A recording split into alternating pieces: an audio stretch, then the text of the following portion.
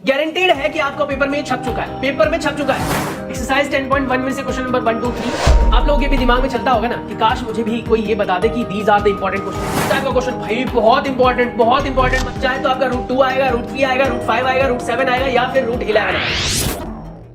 काश मुझे भी ये पता लग जाए कि बोर्ड में कौन कौन से क्वेश्चंस आने वाले हैं तो मैं उसे खोल कर बस पी जाऊं, मतलब उसको दिन में 4 बार रिवाइज कर लूं और बस मेरे बोर्ड में 100 में से 100 आ जाए। तो बच्चों आज मैं उन्हीं क्वेश्चंस के बारे में बात करने वाला हूं जो क्वेश्चंस फ्रीक्वेंटली पूछे जाते हैं, यानी कि जिन्हें हम टीचर्स, जो एक्सपीरियंस टीचर्स होते हैं बेटा, वो इंपॉर्टेंट क्वेश्चंस बताते हैं। आज हम कुछ ऐसे क्वेश्चंस के बारे में बात करेंगे जो आपके सीबीएसई बोर्ड में, प्री बोर्ड में और आपके बेटा सैंपल पेपर्स में अमूमन देखे और पूछे जाते हैं। तो चलिए जानते हैं उन क्वेश्चंस के बारे में, उन एक्सरसाइजेस के बारे में जहां से क्वेश्चंस वो रेज होने वाले हैं और उन एग्जांपल्स के बारे में जो आप लोगों से पूछे जाते हैं। हम मोस्ट ऑफ द टाइम जो है वो एग्जांपल्स की तरफ ध्यान नहीं देते हैं, लेकिन बोर्ड में, प्री बोर्ड में बेटा एग्जांपल में से भी क्वेश्चंस पूछे जाते हैं। तो चलिए देखते हैं कि आखिर वो कौन कौन से क्वेश्चंस हैं जिनको कवर करने से आप क्या आ सकते हैं 95% मार्क्स, और शायद इससे ज्यादा भी। हमारा टारगेट तो होता है 100% का, पर 95% प्लस इसलिए बोलते बेटा क्योंकि एग्जाम के अंदर थोड़ा बहुत अप डाउन हो जाता है पेपर अटेम्प्ट करने के तरीके में। इसलिए आप लोगों से सजेस्ट किया जाता है कि आप लोग बेटा कम से कम अपने फाइनल एग्जाम से पहले 5 से 7 सैंपल पेपर्स पेपर की तरह देकर देख लें कि आपका टाइमिंग क्या बैठता है, टाइम मैनेज कर पा रहे हैं कि नहीं कर पा रहे। तो चलिए देखते हैं इन सभी क्वेश्चंस को और जानते हैं कि कैसे इन्हें तैयार करें। हमारे पास क्लास 10th का मैथ्स का प्री बोर्ड या बोर्ड भी कह सकते हैं आप बेटा, प्री बोर्ड के अंदर ये क्वेश्चंस पूछे जाते हैं। अक्सर आप लोगों ने ये नोटिस किया होगा कि टीचर्स आप लोगों से बोलते हैं कि अगर आपने प्री बोर्ड में 90% स्कोर किया तो बोर्ड में आपके 100% तक आने के चांसेस हैं। प्री बोर्ड में अगर आपने 70% स्कोर किया तो आपके बोर्ड में जो है वो 80-85% आने के चांसेस हैं। आप 10% का मार्जिन रख लो आपके प्री बोर्ड और बोर्ड में, ये होता है। तो हमारे पास आज जो क्वेश्चंस हैं उनमें सबसे पहले हमने स्ट्रेटेजिकली डिवाइड किया हुआ है ऐसा कुछ। हमारे पास पूरे सिलेबस में से ये जो चैप्टर्स हैं वो आने वाले हैं। रियल नंबर चैप्टर नंबर 1 है हमारा, polynomial chapter 2, linear equation in 2 variables बेटा, pair of linear equation in 2 variables chapter 3, और ये सभी चैप्टर्स हमारे आने वाले हैं। कुछ चैप्टर जो इजी हैं उनको हमने इस साइड डाला हुआ है, ये चैप्टर्स इजी हैं, इजी, और यहां पर बेटा मैंने बताया है लिटिल हार्ड, थोड़ा सा हार्ड है, पर इसका मतलब ये नहीं कि भैया हमसे नहीं हो पाएगा, हम सब कुछ कर सकते हैं। After all we are human beings, और अगर आप मेरा साथ दो बेटा तो हम 100% मार्क्स स्कोर करके दिखाएंगे, सबको दिखाएंगे, है ना। तो हमारे पास ये है इजी टाइप क्वेश्चन बेटा, और ये है थोड़े से हार्ड टाइप के क्वेश्चन। जो इजी टाइप के क्वेश्चंस आते हैं जहां से, वो इन चैप्टर में से आते हैं बेटा, इजी टाइप वाले में, यानी यहां से बेटा आपके इजी बनते हैं और यहां से बेटा थोड़े से आपके हार्ड क्वेश्चंस डिजाइन होते हैं। तो ये चीजें आपको ध्यान रखने की नहीं है, बस ये ध्यान रखना कि चैप्टर्स बहुत मुश्किल नहीं होते हैं कोई भी। हमारे पास है चैप्टर नंबर 1 जिसका नाम है रियल नंबर्स। रियल नंबर से जैसे क्वेश्चंस यहां पर लिखे हुए ना वैसे ही क्वेश्चंस एज इट इज आते हैं। रियल नंबर्स 6 नंबर का आने वाला है, जिसमें आपके पास क्वेश्चन 3+2+1 में आता है बेटा। इसमें ज्यादातर टाइम जो है बेटा ये क्वेश्चंस आपको देखने के लिए मिलते हैं। गारंटेड है कि आपको पेपर में छप चुका है, पेपर में छप चुका है, चाहे तो आपका रूट 2 आएगा, रूट 3 आएगा, रूट 5 आएगा, रूट 7 आएगा या फिर रूट 11 आएगा। इस बार पेपर में रूट 5 और रूट 7 के आने के चांसेस बहुत ज्यादा है बेटा। तो ये क्वेश्चंस आपको कर लेना है, ठीक है, कर लेना है, क्योंकि समझ जाओ कि प्री बोर्ड और बोर्ड में आपका छप गया है। अगर आप लोगों ने प्री बोर्ड दे दिया है बेटा तो आपको पता लग चुका होगा कि प्री बोर्ड में कैसे क्वेश्चंस आए थे, और उसी के हिसाब से आप बोर्ड की तैयारी भी कर सकते हो। और वैसे भी ज्यादातर टीचर टेंशन नहीं लेते, प्री बोर्ड में as it is sample paper दे देते हैं। 10 सैंपल पेपर आ रहा है किसी एबीसी बुक में से तो कोई एक सैंपल पेपर उठाकर आपको दे देते हैं, लेकिन सभी सैंपल पेपर्स में आप लोगों ने नोटिस किया होगा ऐसा कुछ रैशनल नंबर, इरेशनल नंबर वाले जो क्वेश्चन है वो प्रूव करने के लिए आता है। Prove that these are the irrational numbers, तो ऐसे क्वेश्चंस आपसे पूछे जाते हैं बेटा। उसके बाद सेकंड जो क्वेश्चन है वो इसी के भी हाफ पर होता है। तो हमने पढ़ा था रैशनल नंबर्स और इरेशनल नंबर्स के बीच में अगर कोई एडिशन होता है, सब्ट्रैक्शन होता है, मल्टीप्लिकेशन होता है, डिवीजन होता है बेटा, तो फाइनल रिजल्ट जो है इरेशनल मिलता है। तो ऐसे क्वेश्चंस में कई बार तो क्वेश्चन ऐसे आ जाता है बेटा कि 3+√2 को हमें इरेशनल प्रूव करना है, जिसमें से सिर्फ आप √2 को इरेशनल प्रूव कर दो और फिर आप बोल दो क्या कि रैशनल और इरेशनल का सम जो है वो इरेशनल होता है, hence the result 3+√2 is a irrational number. कई बार आपका √2 पहले से इरेशनल दे रखा होता है और बोलता है क्या कि 3+√2 को इरेशनल प्रूव करो, तो सिर्फ वो छोटा सा स्टेटमेंट लिखना है आपको कि रैशनल और इरेशनल के जो बेसिक ऑपरेशंस होते हैं बेटा, like addition, subtraction, multiplication, division, ये आप लोगों का हमेशा इरेशनल ही देता है। ऐसे बेटा आपका 5+2√3 और 3+2√5 इनके आने के चांसेस बहुत ज्यादा है। अब कहता है कि अगर दो पॉजिटिव इंटीजर है ए और बी, बेटा ए को ऐसा लिखा गया है, बी को ऐसा। ये जो क्वेश्चन है बेटा ये स्टैंडर्ड वालों में फंसता है। आपके मैथ्स के दो लेवल हमने बना रखे हैं, एक स्टैंडर्ड और एक बेसिक। बेटा बेसिक वाले में बहुत सिंपल से क्वेश्चंस आते हैं, डिजिट वाले क्वेश्चंस आते हैं, आर्बिट्री कांस्टेंट्स नहीं आते हैं। वहीं पर अगर हम बात करें स्टैंडर्ड वालों की तो थोड़े से उसमें क्वेश्चंस को एडवांस करते हुए आर्बिट्री कांस्टेंट्स दे देते हैं, लाइक ए बी सी वगैरह के एक्स वाई जेड के क्वेश्चंस पूछे जाते हैं। तो यहां पर बेटा आपको एचसीएफ एलसीएम निकालने के लिए आ सकता है, एचसीएफ और एलसीएम के बीच का रिलेशन भी आ सकता है। तो उसी पर बेस्ड है हमारा अगला क्वेश्चन कि भैया एचसीएफ और एलसीएम क्या होता है, कैसे निकालते हैं। HCF stand for highest common factor, LCM stand for least common multiple. अब ये दोनों कैसे कैलकुलेट होता है, हमारे पास अगर दो नंबर्स है बेटा, एक पी नंबर है एक क्यू नंबर है, तो उन दोनों के बीच का जो एलसीएम होता है बेटा, LCM what I am saying ध्यान से सुनना, उन दोनों के बीच का जो एलसीएम होता है और एचसीएफ होता है वो उन दोनों के प्रोडक्ट के बराबर आता है। यानी उन दोनों नंबर का प्रोडक्ट एलसीएम और एचसीएफ के प्रोडक्ट के बराबर आता है। नेक्स्ट क्वेश्चन है हमारे पास, find LCM and HCF of two numbers using prime factorisation method. इसके आने के चांसेस बहुत कम है, पर क्योंकि आपके जो छोटे क्वेश्चंस बनते हैं बेटा वहां पर ये क्वेश्चन पूछे जा सकते हैं, लाइक एमसीक्यू में आ सकता है, लाइक टू नंबर में कोई ऐसा क्वेश्चन अटक सकता है, तो इसीलिए थोड़ा सा इसे भी देख लेंगे हम। Find LCM of smallest two digit composite numbers and smallest number, यानी दो डिजिट के नंबर्स जो सबसे स्मॉलेस्ट नंबर है बेटा वो और सबसे छोटे नंबर के बीच का एलसीएम हमें निकालने के लिए आ सकता है। ये क्वेश्चन आपके जो है रेफरेंस बुक में फंसा हुआ है और मैंने इसे प्री बोर्ड में भी देखा है बेटा, हमारे स्कूल में ये पूछा गया था। एक्सरसाइज 1.1 की बात करें तो इसमें बेटा आपको ये क्वेश्चंस कवर करने हैं, question number 2, question number 4, question number 6, question number 7। ये question exam point of view से बहुत इंपॉर्टेंट है। गारंटी के साथ कह रहा हूं बेटा कि अगर आप लोगों ने इस वीडियो को स्किप किया, अगर आप लोगों ने लास्ट तक वीडियो को नहीं देखा, तो मैं कह सकता हूं कि आपके मैथ्स में मार्क्स कम हो सकते हैं। रीजन बाद में आपको पछताना पड़ेगा कि सर ने मेरे को ये क्वेश्चंस बताए थे, मैंने किए नहीं और इसलिए मेरे मार्क्स कम आए। देखो हो सकता है कि आपकी प्रिपरेशन बहुत अच्छी हो सकता है कि आप A+ ग्रेड वाले बच्चे हो सकता है कि आप एवरेज वाले बच्चे भी हो। अब मुझे तो नहीं पता आप कैसे बच्चों में से कैटेगराइज है, तो बेटा आपको अपना स्टैंडर्ड चेक करते हुए पूरी वीडियो को देखना है, लास्ट तक देखना है। कोई भी क्वेश्चन ऐसा लगे कि सर ये क्वेश्चंस मैंने किया नहीं हुआ, कैसे होगा, तो मुझे कमेंट करके जरूर बताना बेटा। मैं इसकी एक्सप्लेनेटरी वीडियो भी आप लोगों के लिए तैयार कर दूंगा कि कौन कौन से क्वेश्चंस किस तरीके से किए जाएंगे। उसके बाद है बेटा एक्सरसाइज 1.2 में से ये दो क्वेश्चंस हैं, क्वेश्चन नंबर 1 और 2 ये करना है। और इंपॉर्टेंट एग्जांपल्स की बात करें तो एग्जांपल नंबर 4, 5, 6, 7 ये सारे एग्जांपल्स बहुत इंपॉर्टेंट हैं। ये कॉम्प्लीमेंट्री क्वेश्चन है बेटा, वैसे तो ये बोर्ड में पहले आता था, अभी मैंने देखा नहीं है 2 सालों से, पर सैंपल पेपर में एक पेपर में मैंने ऐसा क्वेश्चन देखा था जिसमें बोल रहा था कि 4n को प्रूव करो कि ये 0 के साथ एंड होगा या नहीं होगा। या फिर आपके एक्सरसाइज के क्वेश्चन में 6n का ऐसा ही सेम क्वेश्चन दे रखा है, तो 6n क्या कभी 0 से एंड होगा या नहीं होगा। तो हमने पढ़ा था इसके लिए रूल कि अगर कोई भी नंबर दिया हुआ है जिसकी पावर n है बेटा और उसके मल्टीपल्स में 2 और 5 के मल्टीपल्स हैं, ओनली 2 और 5 के, तो उस केस में बेटा वो 0 से एंड होगा। और अगर 2 और 5 के अलावा कोई नंबर आ गया, जैसे 3 आ गया या फिर बेटा आपका 7 आ गया, तो ऐसे नंबर कभी भी 0 से एंड नहीं हो सकते हैं, ये ध्यान रखना है। उसके बाद बेटा हमारे पास चैप्टर नंबर 2 है। चैप्टर नंबर 2 पॉलिनोमियल में से कौन कौन से क्वेश्चंस आते हैं। पॉलिनोमियल ये एक ऐसा चैप्टर है जो कि बहुत सिंपल है और इस चैप्टर में से बहुत सिंपल से क्वेश्चन ही पूछे जाते हैं आपसे। 4 नंबर का क्वेश्चन बनता था, 4 नंबर का ही है, 3 नंबर प्लस 1 नंबर में आएगा बेटा। क्वेश्चन जो आपके इंपॉर्टेंट है वो कौन कौन से हैं, ये है जिसमें आपके पास कोई भी एक इक्वेशन दे देगा। मैंने तो सिर्फ ये सजेशन के लिए लिया है, एक एग्जांपल के लिए लिया है बेटा, मैं ये नहीं कह रहा कि यही क्वेश्चन एज इट इज आपके पेपर में छप गया समझ लो, लेकिन इस टाइप का क्वेश्चन छप गया है, इस टाइप का क्वेश्चन छप गया। टाइप की बात कर रहा हूं मैं, इक्वेशन की बात नहीं कर रहा हूं। ये इक्वेशन हो सकता है कि आपके पेपर में देखने के लिए मिले या ना मिले, लेकिन बेटा इस टाइप का क्वेश्चन आपके पेपर में जरूर देखने के लिए मिलेगा। अगर इस टाइप के क्वेश्चन आप लोगों ने कर लिए हैं तो बहुत अच्छी बात है, नहीं किए हैं, आपको नहीं पता कैसे होंगे, तो मुझे कमेंट करके बता दो, मैं आपको पूरी वीडियो एक्सप्लेनेटरी प्रोवाइड कर दूंगा। तो यहां पर ये एक इक्वेशन है बेटा 4x² - 4x + 1, ये पॉलिनोमियल टाइप का इक्वेशन है और पॉलिनोमियल में भी किस टाइप का है, क्वाड्रेटिक इक्वेशन।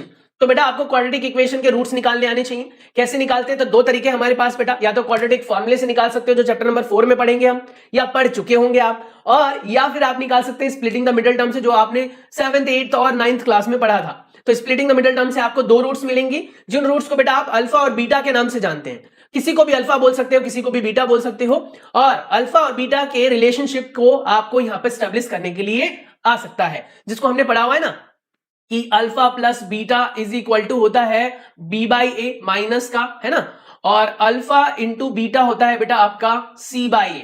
तो इस टाइप का रिलेशन जो है वो हमने पढ़ा हुआ है और यही यूज करने के लिए यहां पर आएगा। उसके बाद कह रहा है फाइंड द क्वाड्रेटिक इक्वेशन या फिर पॉलिनोमियल इक्वेशन, कुछ भी लिखा आ सकता है। The sum and the product of whose zeros are given, sum of the roots and product of the roots या फिर जीरोज या रूट सेम होते हैं बेटा। तो ये जो -5 दे रखा है ये आपका अल्फा प्लस बीटा के बराबर आ जाएगा। यहां से आप बेटा बी और ए के बीच का रिलेशन निकाल सकते हो। उसके बाद बेटा इन दोनों के बीच का जो प्रोडक्ट है वो 3 है, तो ये C/A के बराबर होगा इस तरीके से। या फिर मैंने इसके लिए आपको एक फॉर्मूला भी बताया हुआ है, और अगर आपको नहीं पता तो बेटा आप बहुत सिंपल तरीके से कर सकते हैं। इक्वेशन में फॉर्मूला था हमारे पास, ये हमने पढ़ा था x² माइनस में अल्फा प्लस बीटा x, पर कीप इन माइंड यहां पर लिखा होना चाहिए sum of the root and product of the roots. कई बार क्वेश्चन में आप लोगों से ट्रिक कर लिया जाता है बेटा। कैसा ट्रिक करते हैं एग्जामिनर्स, मैं बता दूं आपको पहले ही सो दैट आप ना फंसो। ट्रिक ऐसे कर लेते हैं, यहां पर sum of and product of roots ना बोलकर यहां पर बोल देगा आपको whose zeros are, यानी पहला आपका अल्फा और दूसरा आपका बीटा दे रखा होगा। तो बेटा उस केस में यहां पर अल्फा और बीटा की वैल्यू पुट करना, ठीक है, उन दोनों को जोड़कर उन दोनों को मल्टीप्लाई करके यहां पर लिखना, डायरेक्ट मत चिपका देना वैल्यूज यहां पर, ठीक है। नेक्स्ट आता है इस टाइप का क्वेश्चन, भाई बहुत इंपॉर्टेंट, मतलब जिसे इंग्लिश में हम बोलते हैं ना वेरी इंपॉर्टेंट टाइप क्वेश्चन, वही है ये क्वेश्चन। इस टाइप का क्वेश्चन पक्का आपके फाइनल पेपर में देखने के लिए मिलेगा। Alpha square plus beta square आपसे पूछ लेगा, जहां पर अल्फा और बीटा जो है रूट्स ऑफ द इक्वेशन है। इक्वेशन कोई भी दे रखी होगी, इसलिए मैंने यहां पर मेंशन किया हुआ है एनी इक्वेशन कुछ भी आ सकता है, इसके बारे में कोई कुछ नहीं कह सकता बेटा। तो कोई भी इक्वेशन दे रखी होगी उसमें आपको alpha square plus beta square पूछ लेगा, alpha inverse plus beta inverse पूछ लेगा, अल्फा माइनस बीटा का स्क्वायर पूछ लेगा। क्वेश्चन नंबर जो टाइप नंबर 4 में आते हैं हम यहां पर, एक्सरसाइज के 2.1 के क्वेश्चन है बेटा, और ये जो है आप नहीं करेंगे तो भी चलेगा क्योंकि 2.1 में आपके ग्राफ्स दे रखे हैं, आप लोगों ने नोटिस किया होगा। और बेटा वहां पर ग्राफ को देखते वक्त बस ये ध्यान रखना कि आपके क्वेश्चन में px दे रखा है या qx दे रखा है। अगर px दे रखा है तो आप ये देख लेना बेटा कि आपके जो ग्राफ की लाइन है या कर्व है वो x एक्सिस को कितनी बार कट कर रही है बेटा, और अगर py दे रखा है तो आप ये देख लेना बेटा कि वो y एक्सिस को कितनी बार कट कर रहा है। जितनी बार वो x एक्सिस को कट करेगा उतने सॉल्यूशन है px वाले क्वेश्चन में, और जितनी बार वो y एक्सिस को कट करेगा उतनी बार वो सॉल्यूशन है y एक्सिस वाले में। तो वो क्वेश्चन के हिसाब से डिपेंड करेगा। उसके बाद है बेटा आपका क्वेश्चन नंबर जो 5 बना रखा मैंने यहां पर, एक्सरसाइज 2.2। इसके सारे क्वेश्चंस बहुत इंपॉर्टेंट हैं क्योंकि बहुत छोटा सा चैप्टर है बेटा, बहुत छोटा सा चैप्टर है, तो रैंडम कोई भी क्वेश्चन पिक हो जाता है, रैंडम उठाकर ये वाला क्वेश्चन दे दो भाई बच्चों को कर लेंगे, क्योंकि छोटा सा एक्सरसाइज है और छोटे एक्सरसाइज में क्वेश्चंस कम होते हैं। तो टीचर या एग्जामिनर ये सोचकर चलता है कि भैया ये चैप्टर तो उन्होंने प्रॉपर्ली कर ही लिया होगा, और वैसे भी इजी टाइप के चैप्टर में आता है ये, तो इसलिए टेंशन लेने वाली बात नहीं है, आप कर लेना। कोई भी क्वेश्चन में डाउट हो तो मुझे बता देना। एग्जाम्पल्स 1, 2, 3, 4, ये चारों एग्जाम्पल्स बहुत इंपॉर्टेंट है। कॉम्प्लीमेंट्री टिप्स ये है बेटा कि आपको कार्टेशियन प्लेन के बारे में पता होना चाहिए, पैराबोला एलिप्स के बारे में पता होना चाहिए, डिफरेंट जो कर्व्स होते हैं। पैराबोला क्या होता है, कभी भी कोई भी कर्व बेटा ऐसा अगर बने, ऐसा बने तो उस केस में हम उसको कर्विकल ग्राफ बोलते हैं। और स्पेशली ये याद रखना, कोई भी कर्विकल ग्राफ बेटा जो बाहर की तरफ ऐसे खुला हुआ मिलेगा आपको, उसे हम पैराबोलिक ग्राफ बोलते हैं। क्या बोलते हैं? पैराबोलिक। सभी नहीं होंगे, कोई एक साइड से खुला होगा, तो ये पैराबोलिक ग्राफ है, पूछा जा सकता है। अब कैसे क्वेश्चंस आते हैं ये आप मुझे कमेंट करके बताओगे तभी बताऊंगा मैं। चलिए हम बात करते हैं चैप्टर नंबर 3 के बारे में, pair of linear equation in 2 variables. जैसा कि आप जानते हैं बेटा यहां पर आपके पास 2 इक्वेशंस होंगी और दोनों के दोनों लीनियर इक्वेशन होंगी। लीनियर इक्वेशन की खास बात हमने पढ़ी थी बेटा कि जो डिग्री होती है वो 1 होती है। डिग्री क्या होती है? 1। अब डिग्री क्या है? Highest power of variables. आपके इक्वेशन के अंदर जितने भी वेरिएबल्स अवेलेबल है, एक्स टाइप का वेरिएबल है, वाई टाइप का वेरिएबल है, जेड टाइप का वेरिएबल है, जितने भी वेरिएबल है बेटा उसकी हाईएस्ट पावर 1 होनी चाहिए। 1 के अलावा अगर कोई पावर है, 1 से ज्यादा है अगर कोई पावर, जैसे 2 आ गया तो फिर उसे आप लीनियर इक्वेशन नहीं बोल सकते हो, फिर उसे आप क्वाड्रेटिक बोलोगे। 3 आ गई पावर तो फिर आप उसे क्यूबिक बोलोगे। 4 आ गई तो उसे बोलेंगे बाय क्वाड्रेटिक, और इससे ज्यादा आ गई तो फिर बोलेंगे हायर डिग्री इक्वेशंस। तो कहने का मतलब हमारे पास जो क्वेश्चंस आने वाले हैं यहां से आपके 2 वेरिएबल्स होंगे एक इक्वेशन के अंदर और उसकी डिग्री होगी 1, और इस तरीके के 2 इक्वेशंस होंगे जिन्हें हमें सॉल्व करना होगा। सॉल्व करने के लिए बेटा आपके पास डिफरेंट मेथड्स हैं, टेक्निक्स हैं, ट्रिक्स हैं। जैसे कि हमने पढ़ा हुआ elimination method, cross multiplication method, substitution method, है ना, ये डिफरेंट मेथड्स हैं हमारे पास। क्रॉस मल्टीप्लिकेशन मेथड हमारे सिलेबस से हटाया जा चुका है, यानी क्रॉस मल्टीप्लिकेशन मेथड अब आपका बेटा नहीं आएगा। क्रॉस मल्टीप्लिकेशन मेथड को रिमूव कर दिया है बोर्ड वालों ने, लेकिन ये ध्यान रखना कि क्रॉस मल्टीप्लिकेशन अगर आपको स्कूल में कराया है बेटा तो थोड़ा बहुत याद रखना, बाद तक काम आता है, पेपर में नहीं आएगा। अब क्वेश्चंस कैसे आते हैं? सबसे पहले तो बेटा आपके पास यहां पर कंसिस्टेंसी और इनकंसिस्टेंसी टाइप के क्वेश्चंस पूछ लेता है कि भैया बताओ कि चैप्टर में जो हमने पढ़ा था उसके हिसाब से इक्वेशन कौन से कंसिस्टेंट है और कौन से इनकंसिस्टेंट। कंसिस्टेंट उन इक्वेशंस को कहते हैं जो इक्वेशंस आपको सॉल्यूशन दे बेटा, जहां पर दो लाइनें आपस में कहीं ना कहीं या तो एक पॉइंट पर कट करती हो बेटा या फिर एक दूसरे के ऊपर ओवरलैप्ड हो। यही कंडीशन है किसकी? कंसिस्टेंसी की, जहां पर सॉल्यूशन निकलेगा। वहीं पर दो लाइंस बेटा अगर पैरेलल हो जो कभी आपस में मिलेंगी ही नहीं, तो ऐसे केस में उन दोनों इक्वेशन को हम इनकंसिस्टेंट बोलते हैं। क्या बोलते हैं? इनकंसिस्टेंट। तो इसके ऊपर क्वेश्चन आ सकता है। यहां पर मैंने आपको एक टेबल बनाकर दिया। एक्चुअली टेबल बनाया तो क्या मैंने एनसीईआरटी बुक में से चिपकाया है।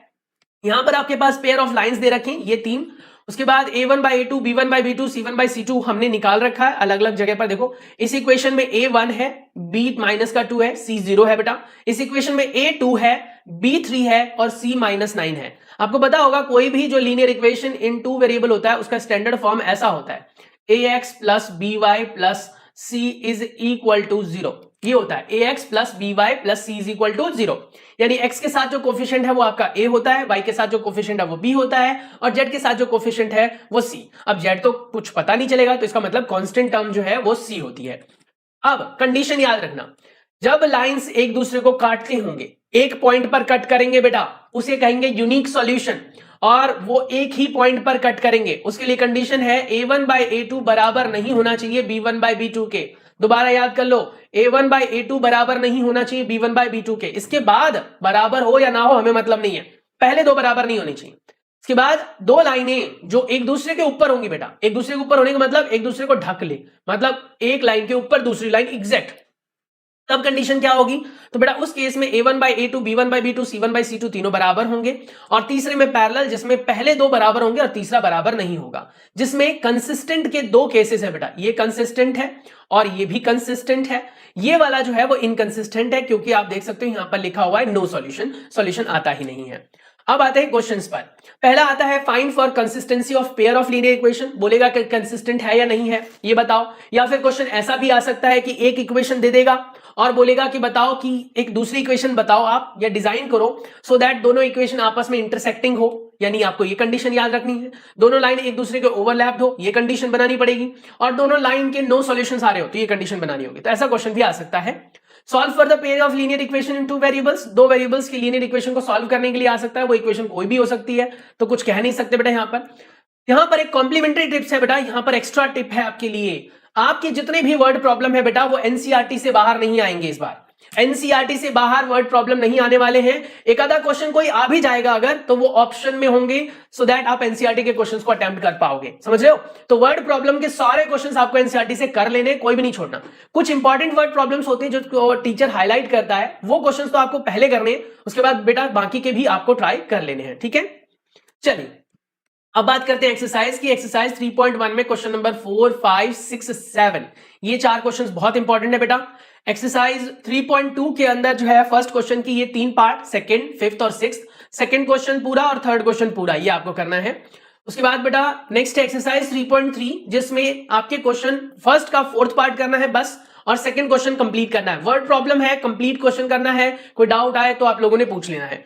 इंपॉर्टेंट एग्जांपल्स की बात करें 2, 5, 8, 10 ये एग्जांपल्स बहुत इंपॉर्टेंट है और आपको ये ध्यान रखना बेटा डिफरेंट मेथड्स के बारे में पता होना चाहिए। हमने पढ़ा है सब्स्टिट्यूशन मेथड के बारे में जिसमें हमने कहा था कि एक वेरिएबल की वैल्यू निकालकर दूसरे में पुट करते हैं दूसरे इक्वेशन में। दूसरा हमने पढ़ा था ग्राफिकल के बारे में। ग्राफिकली वैसे बहुत कम चांसेस है आने के लिए क्योंकि ग्राफ बोर्ड वाले देंगे नहीं, क्योंकि एक पूरी शीट खराब होती है, मैनेज करने में दिक्कत होती है, लेकिन अगर आ जाए तो आपको पता होना चाहिए। और तीसरा जो आपके पास टिप है बेटा वो वर्ड प्रॉब्लम पे थोड़ा फोकस करना है। बाकी एलिमिनेशन मेथड के चांसेस जो हैं वो बहुत कम होते हैं, आएगा तो आप कर देंगे क्योंकि एलिमिनेशन तो वैसे भी सबसे इजी मेथड होता है। मुझे तो भाई बहुत इजी लगता है, बाकी आपको कैसा लगता है मुझे कमेंट करके बता देना। चलिए अब हम बात करते हैं चैप्टर नंबर 4 के बारे में, क्वाड्रेटिक इक्वेशंस। क्वाड्रेटिक इक्वेशन मतलब कि जिसकी डिग्री होगी 2। यहां पर मेनली फोकस करना है आपको बेटा क्वाड्रेटिक फॉर्मूले के ऊपर, जिसमें हमने पढ़ा हुआ है कि x का अगर हम सॉल्यूशन निकाले तो वो कहता है -b प्लस माइनस √d/2a, ये फॉर्मूला होता है। और जहां पर d आपका डिस्क्रिमिनेंट होता है बेटा b² - 4ac, और यही हमें नेचर ऑफ रूट्स बताता है। अगर बेटा d <0 है हमारा तो वो दो अनइक्वल इमेजिनरी रूट्स देगा। डी इक्वल टू 0 है तो 2 इक्वल रियल रूट्स देगा, डी अगर ग्रेटर देन 0 बेटा तो 2 अनइक्वल रियल रूट्स देगा। ये कंडीशन याद रखना, ये कंडीशन पर क्वेश्चन पक्का पूछा जाता है। चलिए अब क्वेश्चन का कौन से टाइप्स आते हैं वो देख लेते हैं।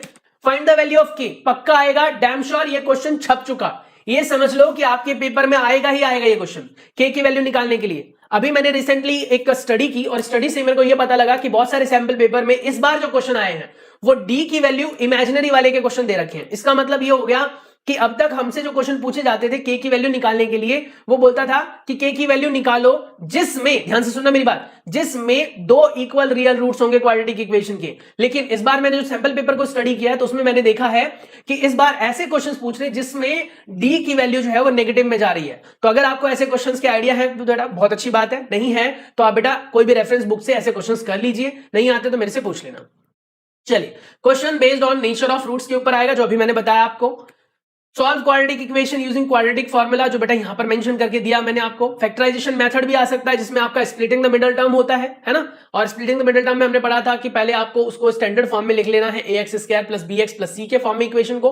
लिखने के बाद बेटा फर्स्ट वैल्यू को लास्ट से मल्टीप्लाई करना है, बीच वाले के 2 ऐसे पार्ट्स करने हैं जिनको ऐड करने पर बीच वाला ही रहे और मल्टीप्लाई करने पर फर्स्ट और थर्ड वाले के प्रोडक्ट के बराबर आना चाहिए। अगर आपको स्प्लिटिंग द मिडल टर्म के बारे में आइडिया है तो बहुत अच्छी बात है। अगर बेटा आपको स्प्लिटिंग द मिडल टर्म के बारे में आइडिया नहीं है तो कोई बात नहीं, मैं हूं ना, मैं बताऊंगा आपको, पर मुझे कमेंट करना पड़ेगा क्योंकि मुझे तो पता लगे ना कि आपको जरूरत क्या है। अब ऐसे ही मैं वीडियो बनाता रहूं और बोलता रहूं और आप लोग कुछ मुझे एडवाइस या सजेशंस ना दें तो फिर तो प्रॉब्लम हो जाएगी ना। वर्ड प्रॉब्लम की बात करें, स्पीड ट्रेन वाली जो क्वेश्चंस हैं वो, एज वाले क्वेश्चन, एरिया और पेरीमीटर वाले क्वेश्चन जो 2D शेप के होते हैं, जैसे आपका रेक्टेंगल हो गया, स्क्वायर हो गया बेटा, ऐसे क्वेश्चंस आते हैं।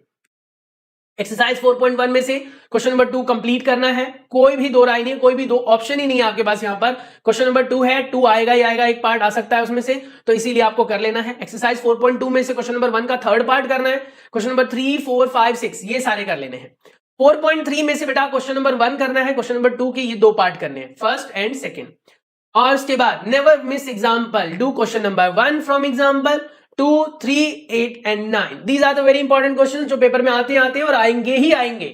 बाद में बचता हो कि मजाक नहीं कर रहा, अगर आपने स्किप की वीडियो, कोई चैप्टर छोड़ा तो बस नंबर कम होने वाले हैं। अब मैं ये नहीं कह रहा कि मेरे को आपकी काबिलियत पे शक है बेटा, आप कर सकते हो, बहुत अच्छा कर रहे हो और शायद फ्यूचर में आप one of the best student में कंसीडर किए जाओगे। लेकिन अगर मैं थोड़ी सी हेल्प कर पा रहा हूं तो ये मेरे लिए बहुत अच्छी बात है।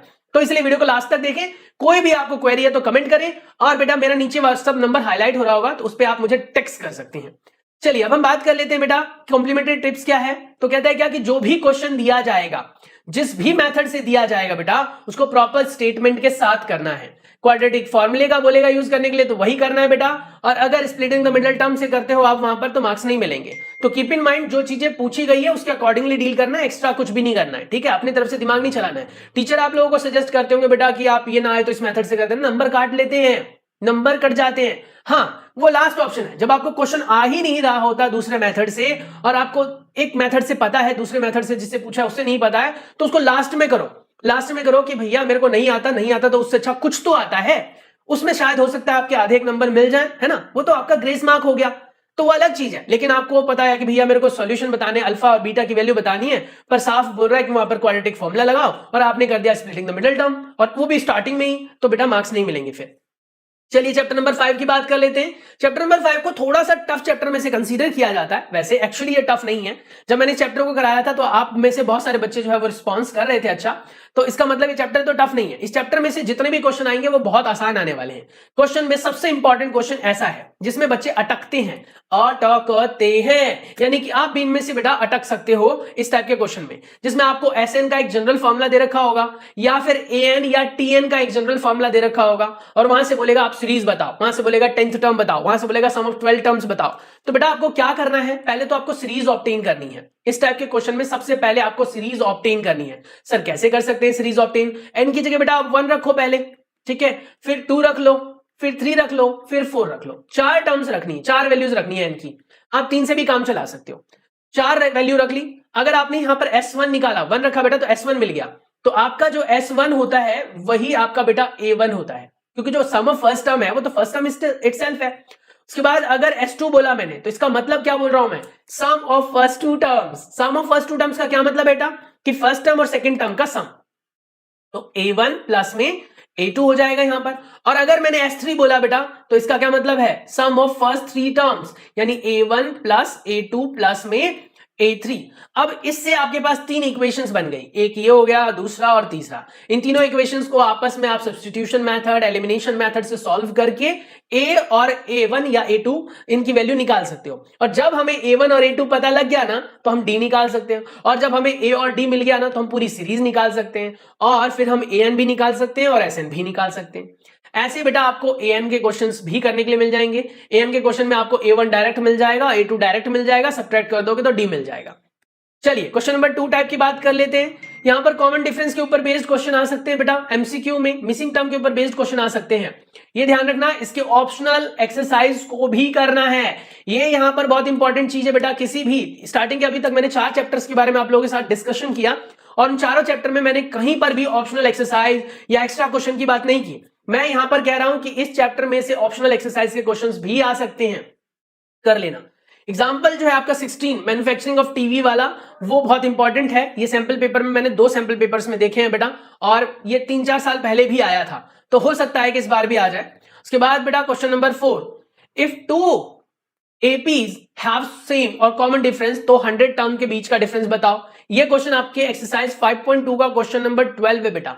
अगर आप लोगों ने इस क्वेश्चन को किया है तो आपको देखते ही पता लग गया होगा कि ये क्वेश्चन मेरे को आता है या नहीं आता है। अगर आता है तो बहुत अच्छी बात है, नहीं आता है तो बेटा तैयारी करके इसको कर लो तैयार, सो दैट आपके एग्जाम में अच्छे नंबर आ जाए। डिवाइड बाय 3 और डिवाइड बाय 4 और एनी अदर नंबर, इस टाइप के क्वेश्चन आ सकते हैं। एक्सरसाइज 5.1 में से बेटा क्वेश्चन नंबर 1 के ये 4 पार्ट आएंगे। एक्सरसाइज 5.2 में क्वेश्चन नंबर 3, 6, 7, 10 से लेकर 20 तक। यहां 10 और 20 नहीं है, 10 से लेकर 20 तक, यानी यहां पर वर्ड प्रॉब्लम क्वेश्चंस हैं, और वर्ड प्रॉब्लम क्वेश्चंस बेटा आते ही आते हैं। एक्सरसाइज 5.3 में से क्वेश्चन नंबर 3 आएगा, 4, 7, 9, 10 से लेकर 20 तक, ऐसे क्वेश्चंस। और बात करें अगर हम एग्जांपल्स की, तो एग्जांपल्स में बेटा 2 और 6, उसके बाद 7 से लेकर 16 तक सारे एग्जांपल्स। अब कहोगे सर आपने तो लगभग सारा चैप्टर ही बोल दिया। अभी मैंने बोला ना बेटा कि ये चैप्टर लिटिल टफ में कंसीडर किया जाता है, and the reason is what, क्योंकि यहां पर क्वेश्चंस बहुत सारे हैं। इसलिए नहीं कि यहां पर मतलब क्वेश्चन टफ आता है, क्वेश्चन तो बहुत इजी है। आपको सिर्फ 3 फॉर्मूले याद रखने, एक डी निकालने वाला, A2 - A1 करना है, एक AN का फॉर्मूला और एक SN का फॉर्मूला, बस ये 3 चीजें, और आप आसानी से निकाल सकते हो। हाँ वो बात अलग है कि अरिथमेटिक मीन का भी एक फॉर्मूला होता है जो आपके रेफरेंस बुक में है बेटा, जो कहता है पहली टर्म प्लस में तीसरी term divided by 2 is equal to बीच वाली टर्म, यानी सेकंड टर्म। ये अरिथमेटिक मीन है, तो इसका क्वेश्चन भी अटक जाता है। ये क्वेश्चंस अगर कर लिए ना तो आपके लिए ये लाइन बहुत ही ज्यादा कारगर सिद्ध होगी। All things are difficult before they are easy, यानी कि जब कोई भी चीज आपको नहीं आती है ना तब तक वो बहुत टफ लगता है। ऐसा लगता है कि शायद मेरे से ये चैप्टर हो ही नहीं पाएगा, शायद मैं ट्रिग्नोमेट्री कर ही नहीं पाऊंगा, शायद मैं AP कर ही नहीं पाऊंगा। और लेकिन जब उसके धीरे धीरे धीरे क्वेश्चंस करने लगोगे ना तो आपको अंदर से फील होगा अरे यार ये क्वेश्चन तो बड़े आसान है, हम कर सकते हैं। चलिए अब हम बात कर लेते बेटा हमारे चैप्टर नंबर 6 के बारे में। चैप्टर नंबर 6 बहुत इंपॉर्टेंट है। क्यों इंपॉर्टेंट है? क्योंकि इसमें से बहुत सारे क्वेश्चंस को हटा दिया गया है, 2 तो पूरी एक्सरसाइज ही डिलीट कर दी गई है, और जो आ रही एक्सरसाइज में से भी क्वेश्चन को सिलेक्टेड ही आएंगे। अब इंपॉर्टेंट क्यों बोल रहा हूं मैं? क्योंकि है क्वेश्चंस बहुत लिमिटेड, तो जितने क्वेश्चंस हैं बेटा उनमें सारे के सारे क्वेश्चंस आपको करने पड़ेंगे। सबसे पहला जो आपके पास यहां पर आता है बेटा BPT और से थेल्स थ्योरम, यानी बेसिक प्रोपोर्शनैलिटी थ्योरम, इसका प्रूफ, और बेटा थ्योरम के अलावा जो कन्वर्स ऑफ बीपीटी है उसका रिजल्ट। उसका प्रूफ नहीं आता, उसका रिजल्ट आता है। अब बीपीटी का थ्योरम कहता क्या है कि अगर कोई भी लाइन ड्रॉ करते हैं हम किसी भी, देखो यहां लिखा हुआ है ना, if a line is drawn parallel to one side of the triangle intersecting the other 2 sides in distinct points, then other 2 sides are divided in the same ratio. यानी कुल मिलाकर बात यह है कि अगर एक ट्राइंगल के अंदर एक लाइन पैरेलल ड्रॉ की जाए उसकी तीसरी साइड से, तो वहां पर जो उसके 2 बचे साइड जो हैं उनके जो टुकड़े तैयार हुए बेटा, रेशियोज तैयार हुए हैं, उन रेशियोज को आपस में हम बराबर लिखते हैं एज पर द बीपीटी। और बेसिक प्रोपोर्शनैलिटी थ्योरम बेटा मिड पॉइंट थ्योरम से ही आया है। मिड पॉइंट थ्योरम में भी यही सेम चीज पड़ी थी, बस हमने वहां पर बोला कि आधे में डिवाइड होता है, और यहां पर क्या बोल रहा है किसी सर्टेन रेशियो में डिवाइड होता है। अब वो सर्टेन रेशियो बेटा आपका आधा भी तो हो सकता है, तो बीपीटी कहीं ना कहीं अपने आप में मिड पॉइंट थ्योरम से जुड़ा हुआ है, तो ये याद रखना। कन्वर्स ऑफ बीपीटी, इसमें प्रूफ नहीं आता है बेटा, सिर्फ इसके यूजेस आते हैं। सिमिलैरिटी और कॉन्ग्रुएंसी के क्राइटेरिया के ऊपर बेस्ड क्वेश्चन, SSS के, SAS के, AA के, ASA के और RHS के, ये कॉन्ग्रुएंसी रूल है। RHS सिर्फ कॉन्ग्रुएंट करते वक्त लगेगा, सिमिलर करते वक्त नहीं लगेगा। Must have the knowledge of mid point theorem, mid point theorem से रिलेटेड नॉलेज होनी चाहिए। मिड पॉइंट थ्योरम की स्टेटमेंट ये लिखी हुई है, the line segment in a triangle joining the mid point of two sides of the triangle is said to be parallel to the third side, यानी कि third side के वो parallel होगा अगर दो साइड्स के मिड पॉइंट को मिलाते हुए एक लाइन खींची जाए तो, और इसका कन्वर्स भी। एग्जाम्पल नंबर 2, 3, 7, 8 ये बहुत एग्जाम्पल इंपॉर्टेंट है। एग्जाम्पल नंबर 6.2 बेटा ये भी बहुत इंपॉर्टेंट है, और मतलब 6.2 का जो थ्योरम है, और बेटा इसके जो एक्सरसाइज 6.2 के जो क्वेश्चन है बेटा 1, 3, 4 से लेकर 10 तक ये आएंगे। एक्सरसाइज 6.3 के जो क्वेश्चन है बेटा वो आपके सामने हाईलाइटेड है, 1, 3, 4, 5, 7, 8, 10, 12, 14 और 16 ये इंपॉर्टेंट है। उसके बाद आ जाते हैं हम ज्योमेट्री में, ज्योमेट्रिकल यानी कि हमारे पास जो कोऑर्डिनेट ज्योमेट्री है बेटा उसके क्वेश्चंस के बारे में। जैसा कि आप सभी जानते हो कि कोऑर्डिनेट ज्योमेट्री के क्वेश्चंस बहुत इजी आते हैं, and the reason is what, इसमें भी बहुत लिमिटेड फॉर्मूले हैं। मेरे से अगर फ्रेंकली पूछो ना तो मैं बहुत सिंपल सा आंसर स्ट्रेट फॉरवर्ड आपको दूंगा कि बेटा अगर आपको अपने ऊपर भरोसा है ना तो मैथ्स में आप 100% स्कोर कर सकते हैं बड़े आसानी से, बोले तो आसानी से। लेकिन अगर खुद से नहीं हो पा रहा है, कॉन्फिडेंस नहीं आ रहा है बेटा, तो अभी से पढ़ना शुरू कर दो। आपके पास दिसंबर का पूरा महीना है, जनवरी का पूरा महीना है और फरवरी का लगभग पूरा महीना है। तो इन 3 महीने में ना कोई भी बेटा, कोई भी कह रहा हूं जो अभी 30% पर अटका हुआ है, जिसकी मैथ अभी 30% ही हुई है, I bet you, I guarantee you कि वो 100% तक ले जा सकता है। बस कुछ स्ट्रेटेजीज हैं जिनको फॉलो करना है और हमारे चैनल को सब्सक्राइब कर लेना है, क्योंकि आने वाले दिनों में मैं आप लोगों को टिप्स और ट्रिक्स बताऊंगा, चैप्टर्स भी कराऊंगा। चलिए सेक्शन फॉर्मूले की बात कर ले। सेक्शन फॉर्मूले से क्वेश्चंस आते हैं बेटा। चैप्टर का नाम है कोऑर्डिनेट ज्योमेट्री, तो ज्योमेट्री के बारे में पता होना चाहिए आपको।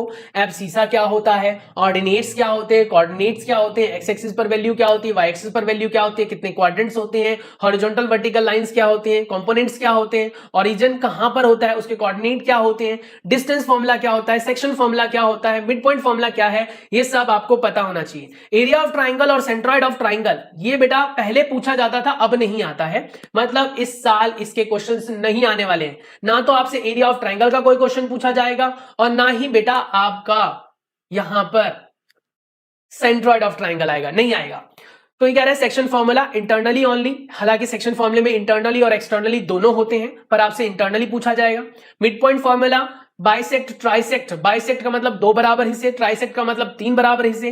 केस बेस्ड चैप्टर है ये बेटा, यानी कि यहां से जो क्वेश्चन आएगा वो केस बेस्ड क्वेश्चन आने वाला है। और आपको बता दूं मैं कि केस बेस्ड क्वेश्चन में अगर चैप्टर का थोड़ा सा भी ज्ञान है ना, आपको सिंपल सा नॉलेज भी है, लाइक उसके फॉर्मूले वगैरह पता है, फॉर्मूला कैसे लगता है सिर्फ वो पता है, तो आप बेटा इसमें 4 के 4 नंबर पूरे केस बेस में ले सकते हो। और 1 नंबर का आएगा यहां से एमसीक्यू, तो वो भी आप पकड़ सकते हो। उसके बाद बेटा डिस्टेंस फॉर्मूले से टाइप ऑफ पॉलीगन के बारे में पूछा जा सकता है कि भैया बताओ ये कौन सा ट्राइंगल है। ट्राइंगल को प्रूव करने के लिए ट्राइंगल के टाइप्स पता होनी चाहिए, आइसोसेल क्या होता है, स्केलन क्या होता है, इक्विलेटरल क्या होता है, राइट एंगल ट्राइंगल क्या होता है। इन्हीं 4 टाइप के ट्राइंगल्स आएंगे। क्वाड्रिलेटरल में बेटा आपको पता होना चाहिए स्क्वायर और रोम्बस के बीच में डिफरेंशिएशन कैसे करोगे। उसके बाद पैरेललोग्राम क्या है, रेक्टेंगल को कैसे प्रूव करोगे, ये सब आपका यहां पर डिस्टेंस फॉर्मूले से पूछा जा सकता है। साथ ही बेटा कोलिनियरिटी का क्वेश्चन आता है कि कैसे प्रूव करोगे कि 3 पॉइंट्स कोलिनियर है। हमने पढ़ा था पहले भी कि कोलिनियर का मतलब होता है एक ही लाइन के ऊपर होना। 3 पॉइंट्स अगर बेटा एक ही लाइन के ऊपर हो गए तो ये तो आपका कॉमन सेंस कह रहा है ना कि sum of 2 distances equal to third distance. मान लीजिए हमारे पास ये 3 पॉइंट है बेटा, और यहां से मैं एक लाइन पास करता हूं इन तीनों पॉइंट से होता हुआ, अरे गया नहीं, चलो कोई बात नहीं, मैं पॉइंट ही खिसका लूंगा, ठीक है। यहां पर पॉइंट्स है हमारे पास 3 पॉइंट्स। अब मुझे कोलिनियर प्रूव करना है, तो देखो यहां से यहां तक का डिस्टेंस, यहां से यहां तक का डिस्टेंस अगर मैं ऐड कर लूं, इन दोनों को जोड़ लूं बेटा, तो वो फर्स्ट और लास्ट वाले के डिस्टेंस के बराबर आना चाहिए, यानी sum of 2 distances equal to third distance आता है, तो कोलिनियर है। Area under given points on a graph, अब कहोगे एरिया ऑफ ट्राइंगल का तो क्वेश्चन आ नहीं रहा, तो फिर आप यहां पर क्या कह रहे हो सर, एरिया ऑफ ट्राइंगल नहीं आ रहा है, लेकिन एक सर्टेन ग्राफ के ऊपर जो अक्वायर्ड एरिया है वो पूछा जा सकता है, जैसे एरिया ऑफ रोम्बस पूछा जा सकता है। उसके लिए आपको डिस्टेंस निकालकर 1/2 d1 d2 या आपके एक्सरसाइज का क्वेश्चन है बेटा, वो कर सकते हैं।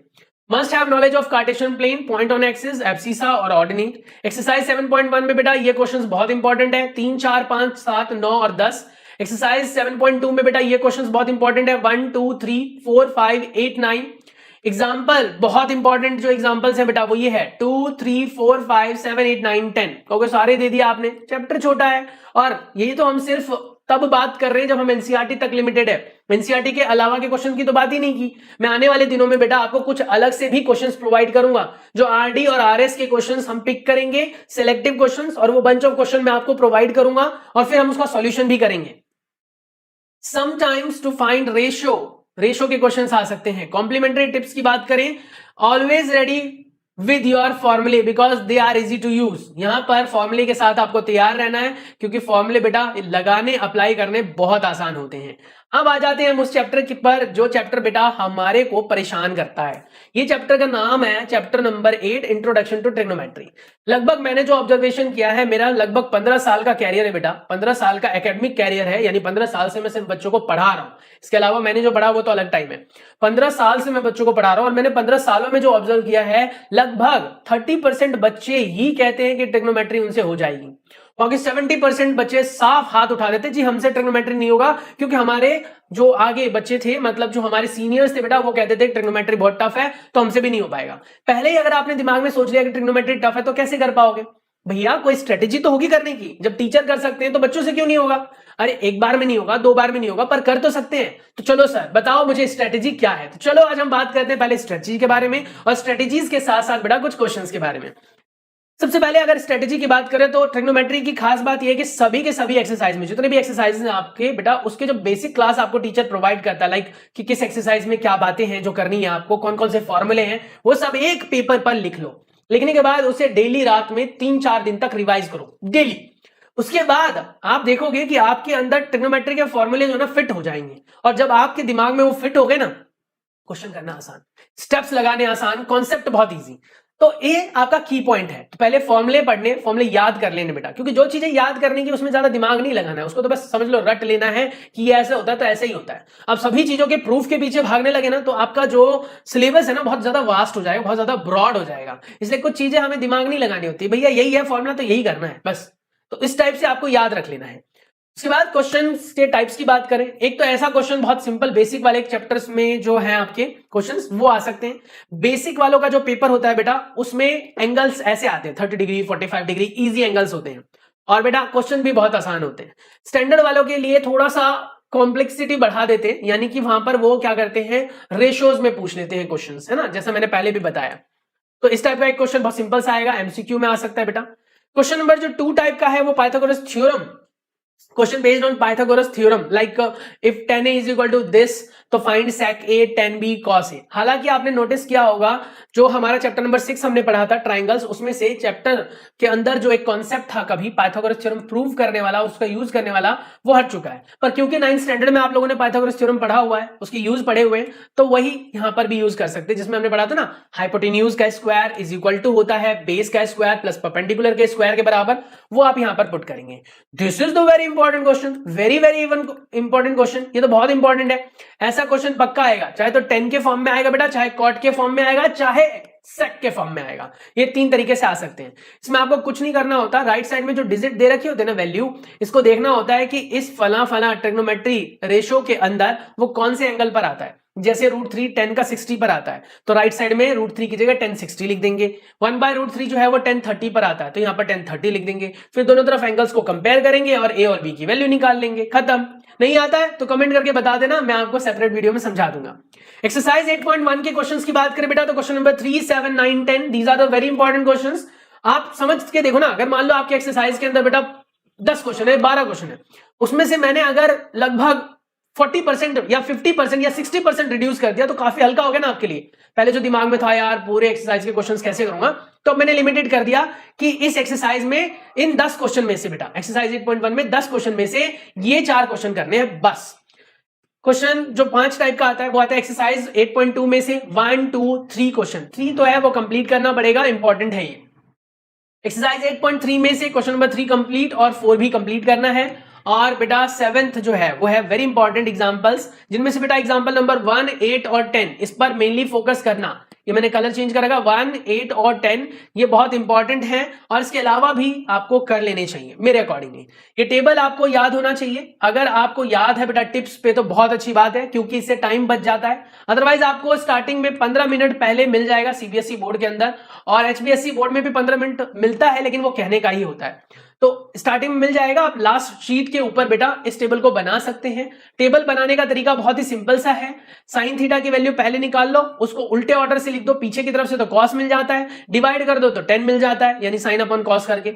लेकिन ये याद कैसे रखें, तो साइन का 0 होता है बेटा 0/4 का अंडर रूट, साइन का 30 होता है 1/4 का अंडर रूट, अगर आपको दिख रहा हो तो, और बेटा ये होता है 2/4 का अंडर रूट, है ना, और ये होता है 3/4 का अंडर रूट, और ये होता है 4/4 का अंडर रूट। सिंप्लीफाई करने के बाद आपको वो वैल्यूज मिल जाएंगे जो टेबल पर बेटा ऑलरेडी मेंशन करके दिया गया है।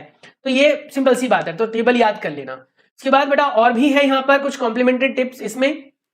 इसमें टिप्स में क्या है कि always believe in your self, हमेशा खुद पर भरोसा रखें आप, क्योंकि चैप्टर ऐसा है कि आपके भरोसे को बार बार तोड़ देता है।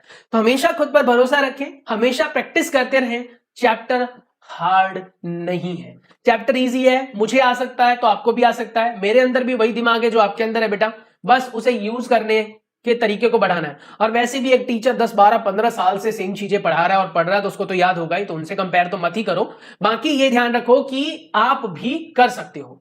अब कुछ फॉर्मूले हैं, कुछ और क्वेश्चंस हैं। देखो एक्सरसाइज 8.3 की अगर हम बात करें तो इसमें बेटा सारे क्वेश्चन करने हैं, और मैंने लिखा हुआ है एटलीस्ट ट्वाइस, कम से कम 2 बार, क्योंकि आपके इस चैप्टर में से एनसीईआरटी के अलावा नहीं मिलता है क्वेश्चन। उसके बाद इस टाइप का question cosec a minus cot a का होल स्क्वायर, इस टाइप का क्वेश्चन आ सकता है। प्रूफ कीजिए कि ये जो है 1/3 के बराबर है। उसके बाद बेटा sine square 3 sin a cos a के बराबर होता है, मान लो गिवन है, तो tan a की वैल्यू या तो 1 आएगी या 1/2 आएगी, ऐसा क्वेश्चन। प्रूफ कीजिए sec a plus tan a 1 minus sin a cos a के बराबर है। बाकी कुछ एक्स्ट्रा फॉर्मूले हैं, ये आपके पास अलजेब्रा के फॉर्मूले हैं। a प्लस बी का होल स्क्वायर जो कि होता है a square plus b square plus 2ab, a minus b का whole square a square minus b square, x plus a x plus b, a plus b का whole cube, a minus b का whole cube, a cube minus b cube, a cube plus b cube. ये फॉर्मूले याद कर लेना, screenshot ले सकते हो बेटा आप इसकी। उसके बाद बेटा अगर हम आगे बात करें तो ट्रिग्नोमेट्री के फॉर्मूले में 3 फॉर्मूले हैं, sine square plus cos square 1, tan square plus 1 secant square, 1 plus cot square cosecant square. इनको आपस में बेटा इधर उधर वेरिएट करके यहां से टोटल 9 फॉर्मूले बन सकते हैं। और कुछ कन्वर्जन में, एंगल कन्वर्जन के लिए बेटा ये है जो आपस में एक दूसरे के रेसिप्रोकल्स होते हैं। चलिए अब हम बात कर लेते हैं चैप्टर नंबर 9 के बारे में बेटा, जो कि है एप्लीकेशन ऑफ ट्रिग्नोमेट्री। इसमें बस 2 बातें याद रखनी है आपको, एंगल ऑफ एलिवेशन और एंगल ऑफ डिप्रेशन के बारे में समझ लो। यहां से क्वेश्चन जो आएगा वो यही आएगा जो आपके सामने दिख रहा है, इन्हीं में से। तो अब सवाल उठता है कि कैसे करें इस टाइप के क्वेश्चन को। तो एंगल ऑफ एलिवेशन और एंगल ऑफ डिप्रेशन को समझना है पहले। एंगल ऑफ एलिवेशन क्या होता है, जब आप कभी भी सीधे खड़े होते हैं बेटा तो आपके हॉरिजॉन्टल व्यू, यानी अपनी आंख से अगर आप सीधे की तरफ देखें ऐसे जैसे मैं आपको देख रहा हूं, तो इसे कहते हैं हॉरिजॉन्टल व्यू। ठीक है, हॉरिजॉन्टल व्यू बोलते हैं। इससे ऊपर अगर हम देखते हैं तो यहां पर एक एंगल फॉर्म होता है और इस एंगल को कहते हैं एंगल ऑफ एलिवेशन।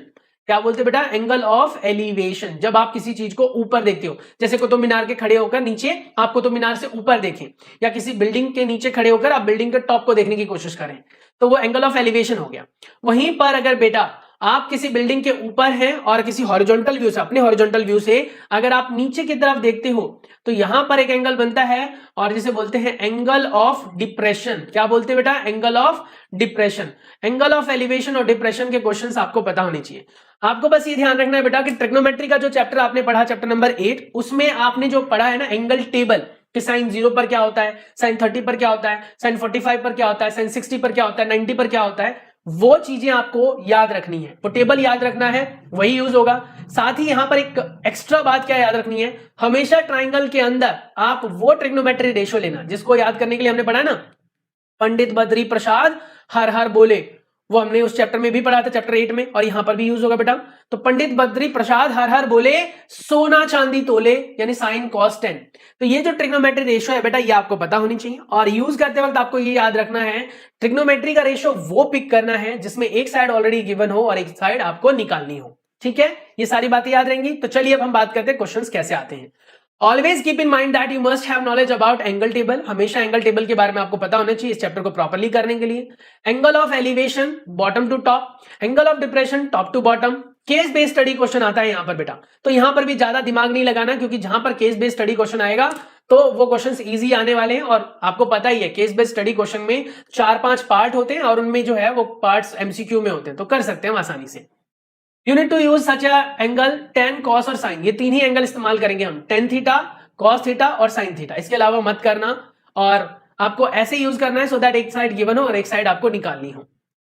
जू cloud tower statue speed based question statue के ऊपर बेस्ड क्वेश्चन जो आपके हैं बेटा, और क्लाउड के ऊपर क्वेश्चन तो बहुत इंपॉर्टेंट होता है, वेरी इंपॉर्टेंट।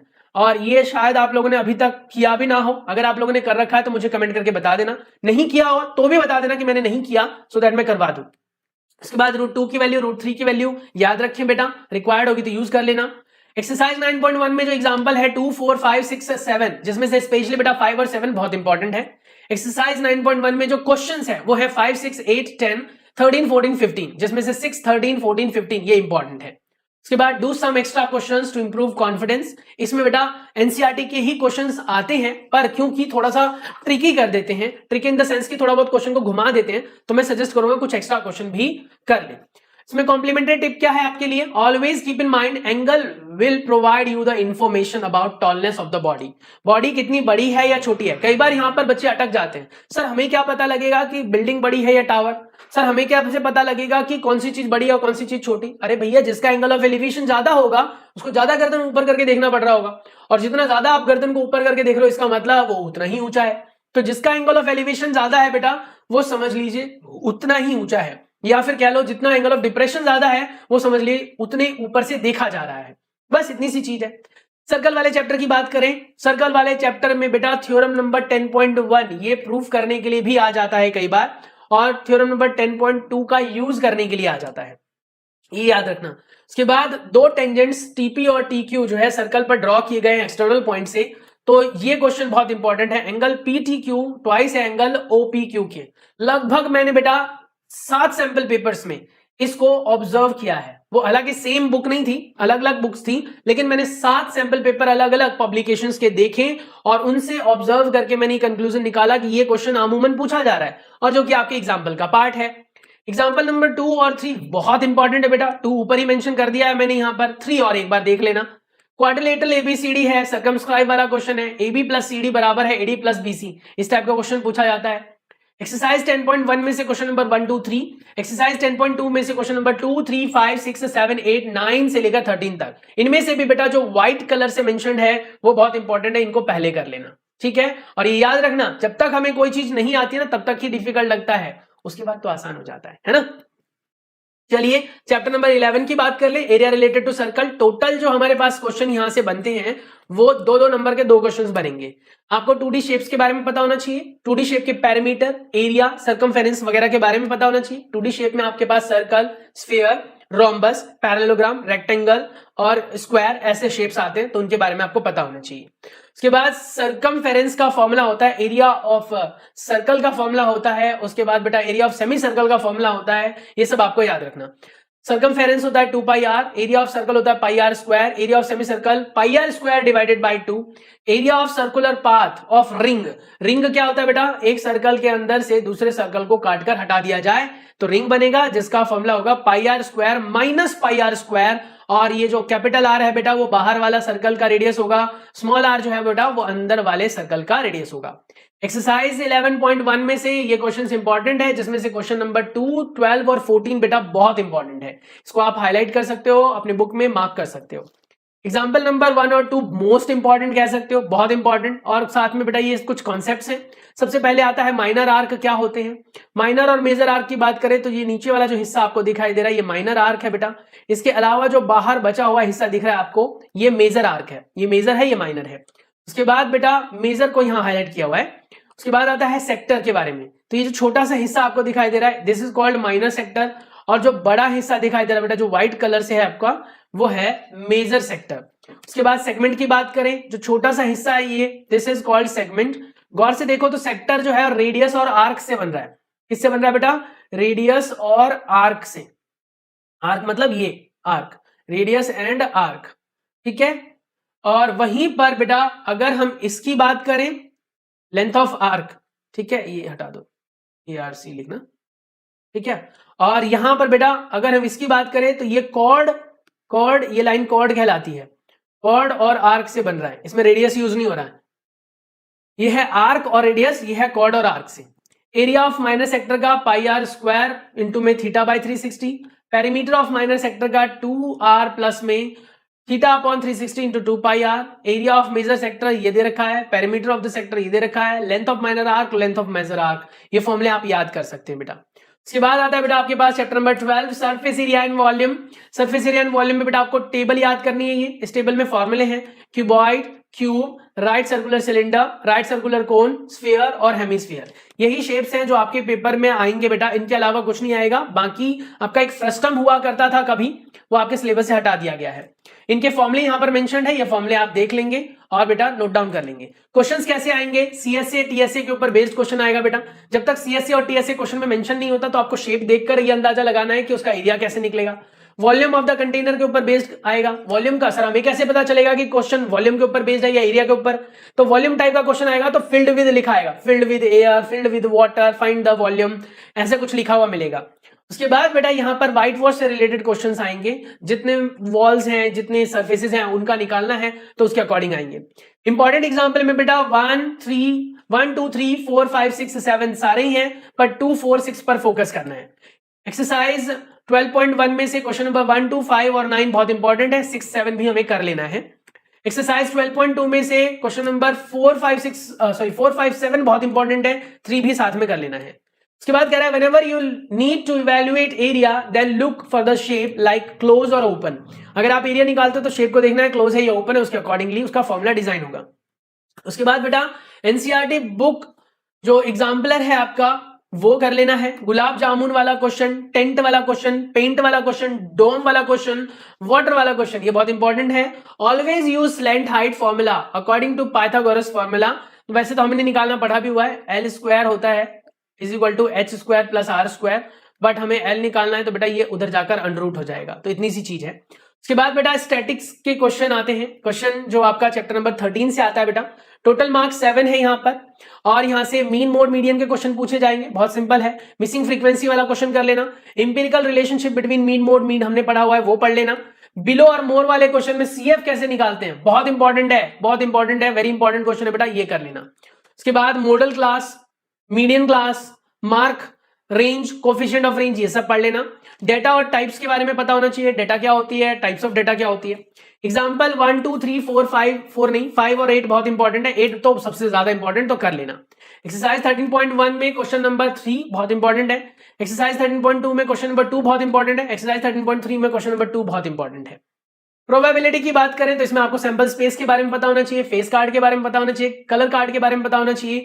उसके बाद बेटा एक्सरसाइज जो 14.1 है इसमें क्वेश्चन नंबर 1 3 7 9 12 13 14 18 23 24 ये सारे इंपॉर्टेंट है, जिनमें से बेटा व्हाइट कलर से जो मेंशन्ड है वो सबसे ज्यादा इंपॉर्टेंट है। लगभग 1 घंटे के अंदर, अब बेटा इतना टाइम तो देना पड़ेगा आपको, पूरा सिलेबस जो 1 साल में आप करते थे उसको मैंने सिर्फ और सिर्फ 1 घंटे के अंदर आपको गाइड कर दिया, तो इतना टाइम तो लगेगा ना। तो लगभग 1 घंटे के अंदर हमने बहुत सारी चीजें सीख ली है, और इस 1 घंटे के अंदर बेटा जो कुछ भी आपने सीखा है, जो कुछ भी आपने यहाँ पर चीजें ऑब्जर्व की है बेटा, ये पेपर में एज इट इज ही समझ लो छप गया, और बस आपको तैयारी कर लेनी है। मतलब कमर कस लो कि मेरे को अच्छे नंबर लाने। अब कैसे लाएंगे अच्छे नंबर, उसके लिए स्ट्रेटेजी तैयार करो। आप ये देख लो कि आप कैसे तैयारी कर सकते हो, कौन कौन सी बातें याद रखोगे। अगर आपको इस चैनल से कुछ भी हेल्प मिली बेटा, आपको लगता है कि ये चैनल आपके किसी काम का है, तो चैनल को सब्सक्राइब जरूर कर लेना, और एक छोटा सा कमेंट करके जरूर जाना, क्योंकि आप लोगों का जो कमेंट होता है वो हमारे लिए एक मोटिवेशन होता है। 1 घंटे से लगातार बोल रहा हूँ, कोई रिकैप नहीं है, कोई रीटेक नहीं है बेटा, यहाँ पर कोई वीडियो कट नहीं की गई है, लगातार बोल रहा हूँ, तो समझ सकते हो आपके कितना एफर्ट लगाना पड़ता है। तो बस आप लोगों से रिक्वेस्ट है कि मैंने जितनी मेहनत की, देखो 1 घंटे तो मैंने बोला है, पर इन कंटेंट्स को कलेक्ट करने में बहुत लंबा टाइम लगा है, तो मैं सिर्फ ये रिक्वेस्ट कर रहा हूं बेटा कि आप लोग थोड़ा सा पॉजिटिव डेविएशन दिखाएं मेरी तरफ, और हमारे चैनल को सब्सक्राइब कर लें। इससे फायदा आपका है, नुकसान नहीं होगा। जो चीजें आपको देखनी होगी देख लेना, नहीं देखनी होगी तो कोई इश्यू नहीं है, लेकिन फायदा आपका हो सकता है। शायद आगे आने वाले दिनों में मैं आपको क्वेश्चंस कराऊं, सैंपल पेपर्स बताऊं, कौन सा सैंपल पेपर्स कितना इंपॉर्टेंट है वो बताऊं, और बोर्ड के पेपर के बारे में भी कुछ अपडेट्स दूं। तो चलिए मिलते हैं नेक्स्ट वीडियो में, तब तक के लिए अपना बहुत सारा ख्याल रखिए बेटा। चैनल पर पहली बार आए तो चैनल को सब्सक्राइब कर लेना, बेल आइकन को प्रेस कर देना, एंड यस, एक चीज हमेशा याद रखना, हमेशा, जो बार बार बोल रहा हूं बेटा, क्या बोल रहा हूं, कि कोई भी चीज टफ नहीं होती है, कोई भी सेक्शन टफ नहीं होता, कोई भी कॉन्सेप्ट टफ नहीं होता, सिर्फ आपको जरूरत है तो एक लगातार कांस्टेंट मेहनत की। अगर आप लगातार कांस्टेंट मेहनत करते हैं बेटा, तो आप सभी क्वेश्चंस को बहुत ही आसानी से कर सकते हैं, बहुत ही प्यार से कर सकते हैं। और ये जो सीबीएसई बोर्ड के फ्रीक्वेंटली आस्क्ड क्वेश्चन है, एफएक्यूज लिखा होगा, देखा होगा अपने ऊपर बॉर्डर पे लिखा हुआ है। एफएक्यू का मतलब होता है फ्रीक्वेंटली आस्क्ड क्वेश्चन, जो बार बार पूछे जाते हैं, और उन्हीं क्वेश्चंस को टीचर बोलता है these are the very important question जो पेपर में आएंगे। तो उनमें से भी क्वेश्चंस मैंने उठाए यहाँ पर, और लगभग मैंने आपको मोटा मोटा अंदाजा दें तो एनसीईआरटी सिलेबस अपने आप में ही बहुत छोटा है, बहुत छोटा सा है। मतलब अगर लिटरली बताऊं ना, मैं आज से भी आपको एनसीईआरटी का सिलेबस कराना शुरू करूं अगर आप मुझसे बोलो तो गारंटी कह रहा हूं कि फरवरी फरवरी के 10 तारीख तक मैं आपको एनसीईआरटी की मैथ पूरी कंप्लीट करा दूंगा। फरवरी के 10 तारीख से पहले ही, बल्कि छोड़ो 10 तारीख, फरवरी से पहले ही, जनवरी में ही खत्म कर देंगे। हम आज दिसंबर से शुरू करते हैं, तो दिसंबर और जनवरी 2 महीने मुझे दे दो, एनसीईआरटी के पूरे क्वेश्चंस करवा दूंगा मैं। और अगर सिलेक्टिव क्वेश्चंस की बात करें जो हम कर रहे हैं, तो भैया ये तो बहुत इंपॉर्टेंट है, इनको कर लोगे तो भी आपका काम चल जाएगा, एक्स्ट्रा एफर्ट लगाने की कोई जरूरत नहीं है। तो 1 घंटे में हमने बहुत सारी चीजें पढ़ी और सीखी। उम्मीद करता हूं कि आप लोगों को पसंद आया होगा। Thank you for watching, keep supporting, like, share and consider subscribing for more videos. Take care. Bye bye.